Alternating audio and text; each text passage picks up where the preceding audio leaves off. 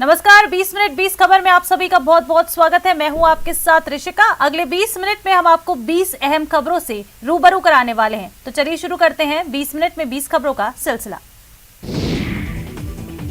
राष्ट्रीय स्वयंसेवक संघ ने एवरेस्ट विजेता पद्मश्री संतोष यादव को अपने विजयादशमी समारोह का मुख्य अतिथि बनाया।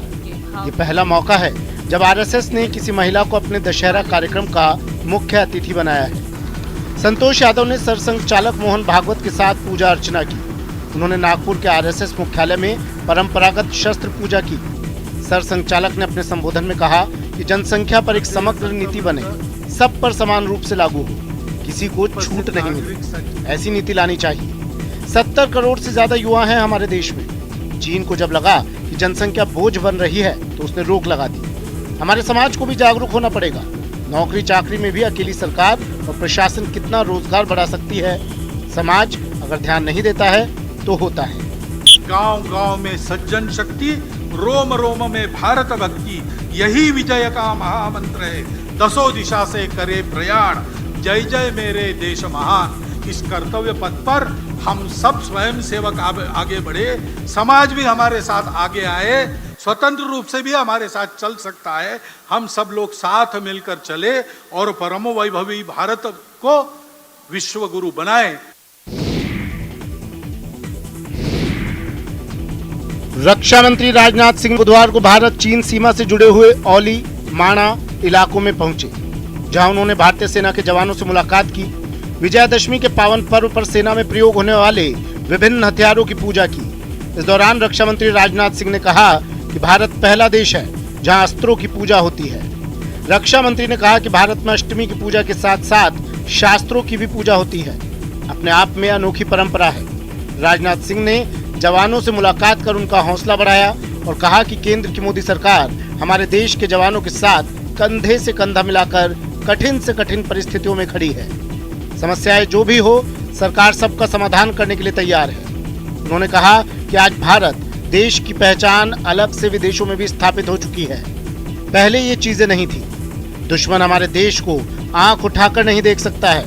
अगर हमें छेड़ोगे तो हम छोड़ेंगे नहीं। ये भारत देश के सैनिक की पहचान है। इस दौरान भारतीय सेना के जवानों ने रक्षा मंत्री राजनाथ सिंह के साथ मिलकर विजयादशमी का पावन पर्व मनाया, मिठाई खाई और यादों के लिए कुछ तस्वीरें भी खिंचवाई। यह पर्व ऐसा पर्व है जिस दिन शस्त्रों की पूजा होती है। दुनिया के किसी देश में शस्त्रों की पूजा नहीं होती, लेकिन भारत दुनिया का अकेला देश है जहां शास्त्रों की भी पूजा होती है और शस्त्रों की भी पूजा होती है।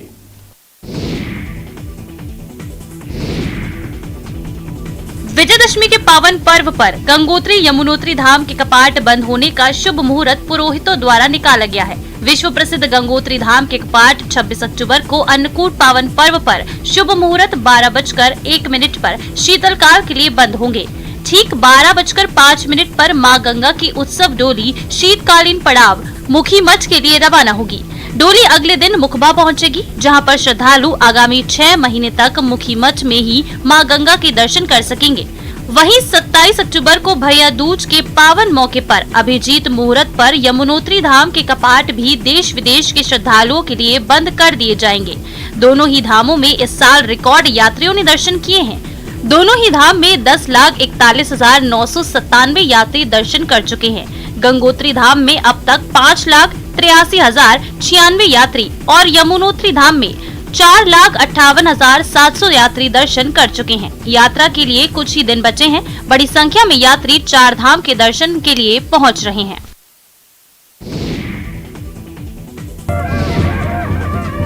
हिमाचल प्रदेश के जिला कुल्लू के ऐतिहासिक ढालपुर मैदान में बुधवार से आरंभ हुए देव महाकुंभ के नाम से विश्व विख्यात अंतर्राष्ट्रीय कुल्लू दशहरे में शिरकत करने के लिए प्रतीकात्मक रूप से सैकड़ों देवी देवता अपने हरियाणों संग जिला मुख्यालय पहुंच रहे हैं। यूं तो कुल्लू दशहरे में ये माना जाता है कि प्रत्येक देवी देवता की अपनी अहम भूमिका है, परंतु कुछ ऐसे भी देवी देवता हैं जिनके शिरकत किए बिना कुल्लू दशहरा आरंभ नहीं होता। इन्हीं में से एक है पर्यटन नगरी मनाली की आराध्य देवी मां हिडिंबा, जिन्हें कुल्लू राजघराने की दादी भी कहा जाता है। मां हिडिंबा का कुल्लू दशहरे में विशेष योगदान माना जाता है। मां हिडिंबा जब कुल्लू पहुंचती है तो यहाँ पर भगवान रघुनाथ की छड़ी माँ हिडिंबा को लेने के लिए रामशिला नामक स्थान पर ले जाई जाती है और यहाँ से माँ हिडिंबा भगवान रघुनाथ की छड़ी के साथ अपने हरियाणों संग रघुनाथपुर में स्थित भगवान रघुनाथ के मंदिर की ओर आती है।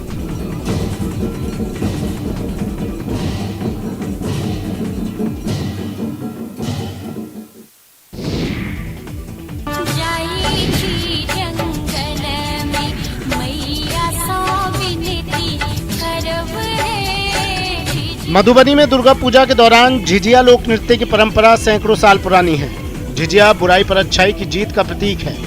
धार्मिक मान्यता है कि झिझिया नृत्य करने से ब्रह्म बाबा और मां दुर्गा प्रसन्न होती हैं और जादू टोना के साथ ही बुरी शक्तियों का नाश कर परिवार और समाज की रक्षा करती है। पिछले कुछ सालों में झिझिया की चमक फीकी पड़ गई थी, लेकिन मधुबनी के युवा कोरियोग्राफर विक्रांत कुमार ने करीब 1 दशक पहले महिलाओं और बच्चियों का समूह बनाकर झिझिया नृत्य को फिर से सम्मान दिलाने की पॉजिटिव पहल की थी, जिसका सकारात्मक असर जमीन पर दिखने लगा है। नवरात्रि में इस बार अष्टमी और नवमी की रात से ही मधुबनी की सड़कों और पूजा पंडालों के आसपास झिझिया की झनक गूंजने लगी है। उमंग और उत्साह की तस्वीरें बयां कर रही है कि मधुबनी में एक बार फिर से झिझिया के प्रति लोगों की दीवानगी बढ़ी है। युवा कोरियोग्राफर विक्रांत का कहना है कि झिझिया लोक नृत्य को यदि सही तरीके से सहेजा जाए तो दिन दूर नहीं जब मिथिलांचल की समृद्ध लोक नृत्य की धमक डांडिया और गरबा की तरह ही देश भर में सुनाई देने लगे। आगे हम ये सोच रहे हैं इसके लिए कि झिझिया गरबा और डांडिया की तरह बॉलीवुड में फेमस हो।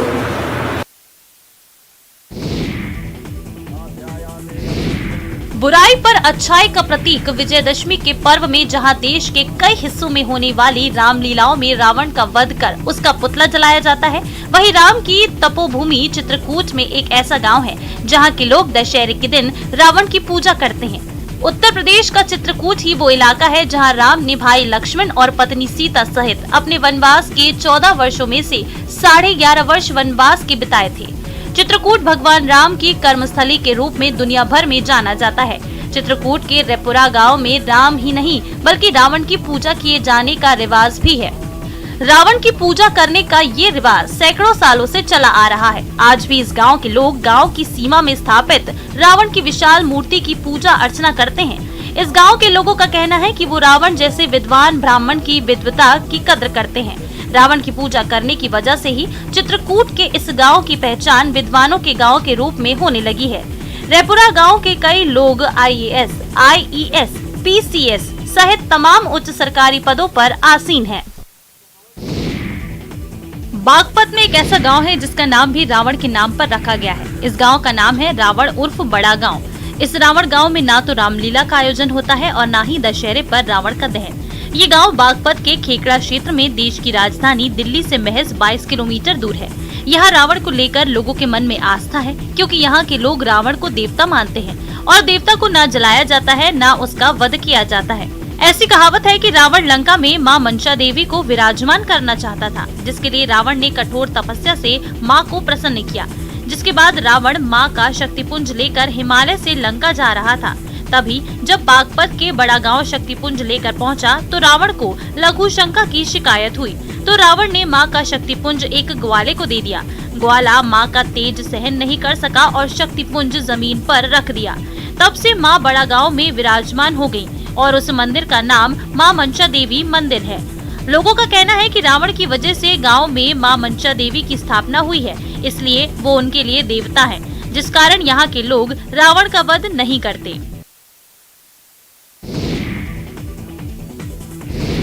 भारत विभिन्नताओं वाला देश है, जहां शहर शहर में अनेक प्रकार की बोलियों से परंपराओं से संजोए कई प्रकार के त्योहारों की कहानियां हैं। एक ऐसी कहानी भी है जहां पर रावण दहन के बाद जलेबी से मीठा मुंह करके दशहरा मनाया जाता है। सिरोही में दशहरे पर जलेबी खाने की अनोखी परंपरा कई वर्षों से चली आ रही है। रावण के दहन के बाद पूरा शहर जलेबी की मिठास में डूब जाता है। सिरोही शहर में अनेक जगह जलेबियों के पकवान बनाए जाते हैं। यहाँ पर एक ही दिन में 5 लाख तक रुपए का व्यापार होता है। इस परंपरा के कई कयास भी लगाए जाते हैं, क्योंकि गुजरात पास में होने के कारण जलेबी की मिठास लोगों को मन को भाने वाली लगती है। सिरोही में 100 से ज्यादा मिठाई की दुकान है, जहां पर खास तौर से विजयदशमी पर जलेबी का मिष्ठान बनाया जाता है और इस दशहरे के दिन मुख्य मार्ग वर्ग गली मोहल्लों में जलेबी पकवान के ठेले लगते हैं। रावण दहन के बाद सीधा लोग जलेबी खाने के लिए इन दुकानों पर देखने को मिल जाते हैं। यहाँ पर जलेबी विशेष तौर से कुरकुरी बनाई जाती है जो खाने में बहुत ही शाही अंदाज की होती है। सिरोही में रावण और मेघनाथ के पुतला दहन के बाद सीधे ही लोग बाजारों में जलेबी खाने के लिए यहाँ पर नजर आते हैं।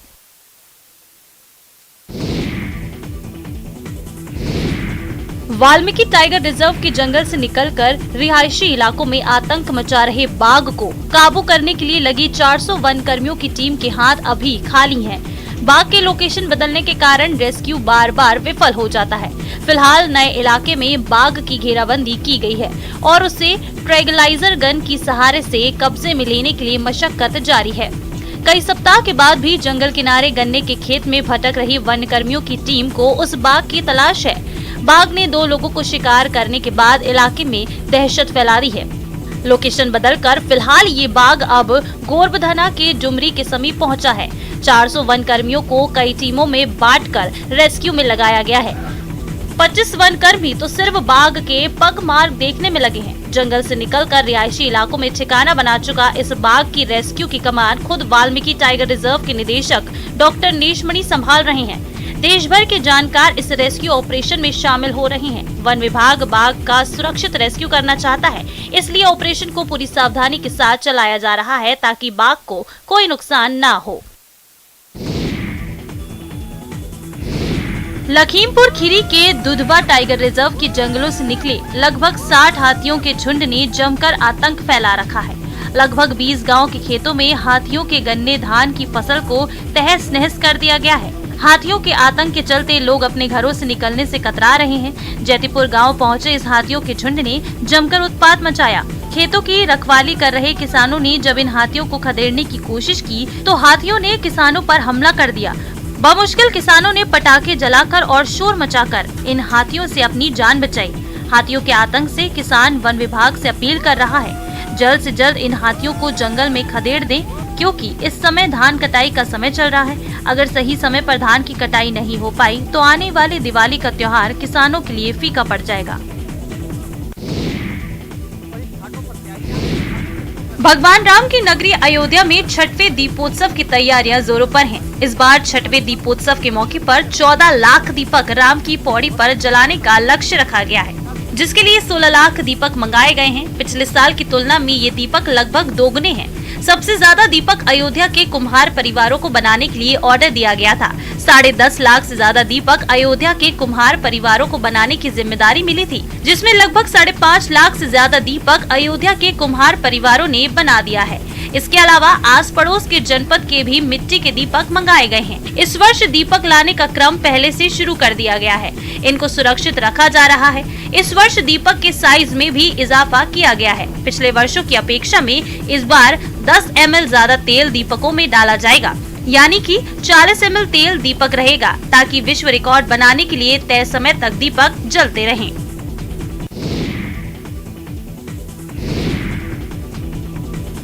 आज देखिए जरा किसमें कितना है दम।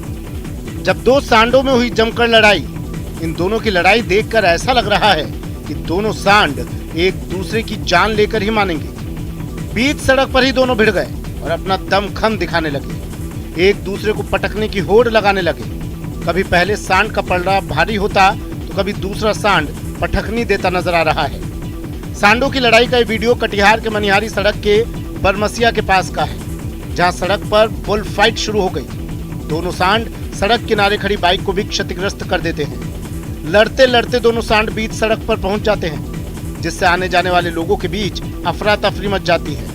इनकी लड़ाई को देखकर आसपास खड़े लोग दहशत में आ जाते हैं। लोग दोनों को छुड़ाने की कोशिश में लग जाते हैं, फिर भी दोनों आपस में लड़ते ही रहते हैं, जिससे कुछ देर तक यातायात प्रभावित रहता है। जब दोनों सांडों की लड़ाई खत्म होती है, तब जाकर लोगों की जान में जान आती है।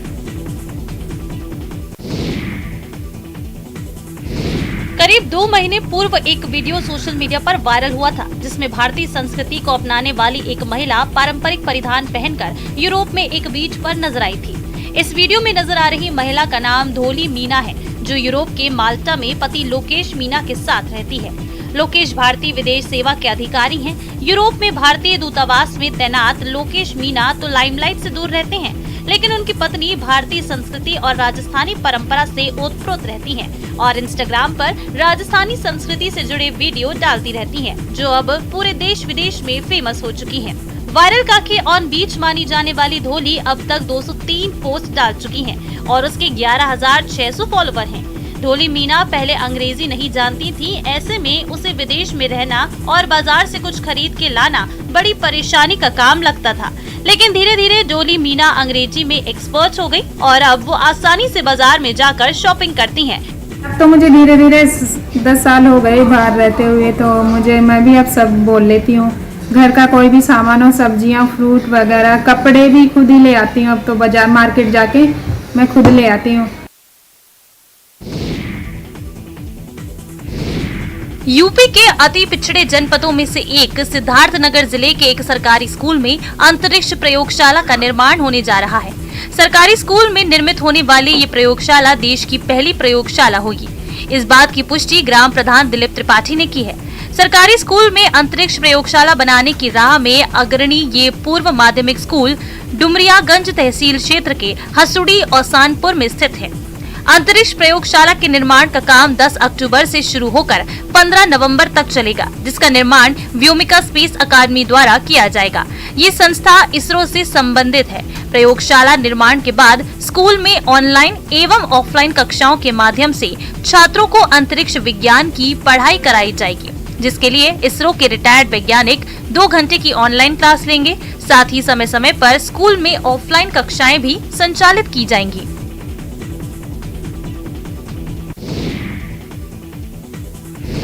कब्रिस्तान, जिसका नाम सुनते ही अच्छे लोग डर जाते हैं, लेकिन कब्रिस्तान में बच्चे उछल कूद करें और वहां बैठकर खाना खाएं तो चौंकिएगा नहीं।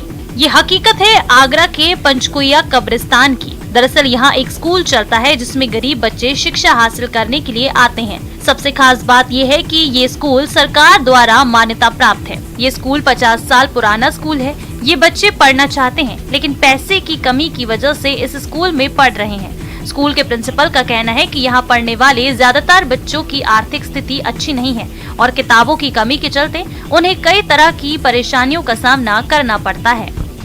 सबसे बड़ी कमी सिर्फ किताबों की हमारे पास में।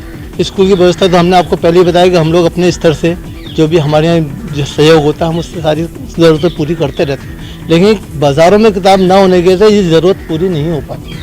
तो हमारा यही सभी से निवेदन है कि हमारे किसी भी तरह से या तो हमें बाज़ार में उपलब्ध करा दी जाए या फिर हमें किसी सरकार की तरफ से किताबें मुहैया कराएं, जिससे हम बच्चों का भविष्य उज्जवल बना सकें।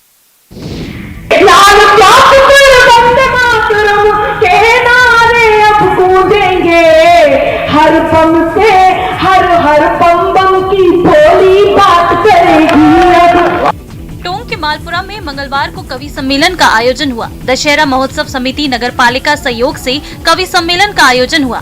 कार्यक्रम में स्थानीय विधायक कन्हैयालाल चौधरी और नगरपालिका अध्यक्ष सोनिया सोनी समेत जनप्रतिनिधि और वरिष्ठ नागरिक मौजूद रहे। कवियत्री अनामिका अंबर ने कविता और गीतों के माध्यम से समा बांधा। योगी और मोदी के साथ राष्ट्रभक्ति की कविताओं से सभा स्थल गूंज उठा। अन्य कवियों ने भी कविताओं के जरिए लोगों को मंत्रमुग्ध किया। सत्ता की अभिलाषा में ही जिन्ना भारत तोड़ गए, गंगा जमुनी तहजीबों की किस्मत अंदर फोड़ गए और सब सांपों को साथ में अपने लेकर बेशक गए, मगर यहाँ फिजा जहरीली करने कई सपोले छोड़ गए। वाह वाह वाह। नामचीन कवियों के साथ साथ अन्य कवियों की कविताओं को सुनकर लोग मंत्रमुग्ध हो गए। कवियों ने देशभक्ति, दशहरे और कॉमेडी और पैरोडी पर आधारित कई कविताएं प्रस्तुत की, जिसको सुनकर श्रोता वाह वाह कर उठे। कवि सम्मेलन को लेकर लोगों में इतना जज्बा था कि लोग देर रात तक जमे रहे। लोक संगीत की मधुर तान के दीवानों के लिए जोधपुर 2 साल बाद फिर गवाह बनेगा। मेहरानगढ़ म्यूजियम ट्रस्ट की ओर से 6 अक्टूबर से राजस्थान अंतर्राष्ट्रीय लोक महोत्सव मेहरानगढ़ दुर्ग में आयोजित किया जाएगा। कोरोना महामारी के कारण 2 वर्ष के बाद इस साल 6 से 10 अक्टूबर तक रिफ का आयोजन किया जा रहा है। जोधपुर रिफ के 13वें संस्करण का आयोजन मेहरानगढ़ दुर्ग और जसवंत थड़ा में होगा। दुनिया भर के संगीत प्रेमी राजस्थान के ऐतिहासिक शहर जोधपुर में आयोजित होने वाले 5 दिन के भव्य संगीत महोत्सव में न केवल विश्व स्तरीय संगीत सुन पाएंगे बल्कि जड़ों को भी समझ पाएंगे। जोधपुर रिफ महोत्सव में भारत सहित 9 देशों के 250 से अधिक म्यूजिशियंस और कलाकार संगीत लहरियों को बिखेरेंगे। 2 साल के अंतराल के बाद इस बार पुनः जोधपुर की रिफ की वापसी हुई है। इस बार नई पीढ़ी के साथ ही रोमांचक और नवीन शैली का आदान प्रदान ख्याति प्राप्त और स्थानीय कलाकार करेंगे।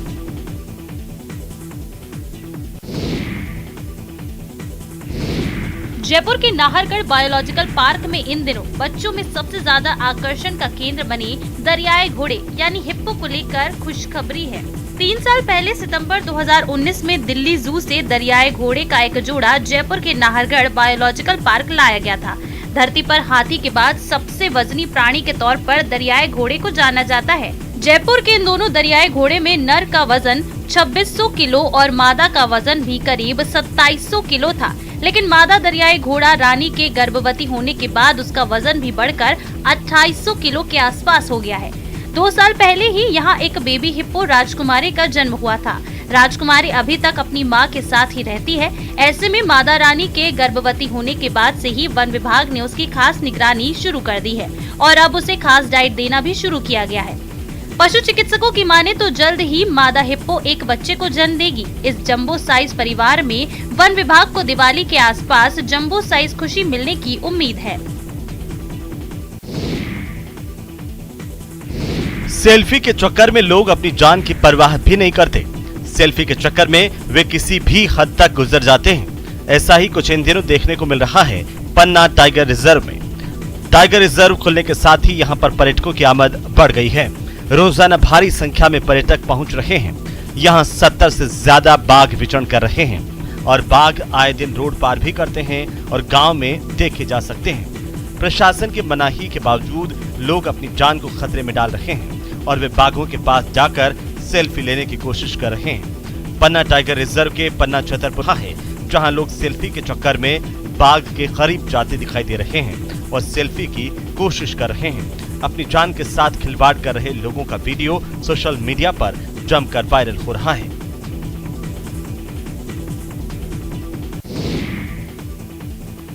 तो इस बुलेटिन में फिलहाल इतना ही। नमस्कार।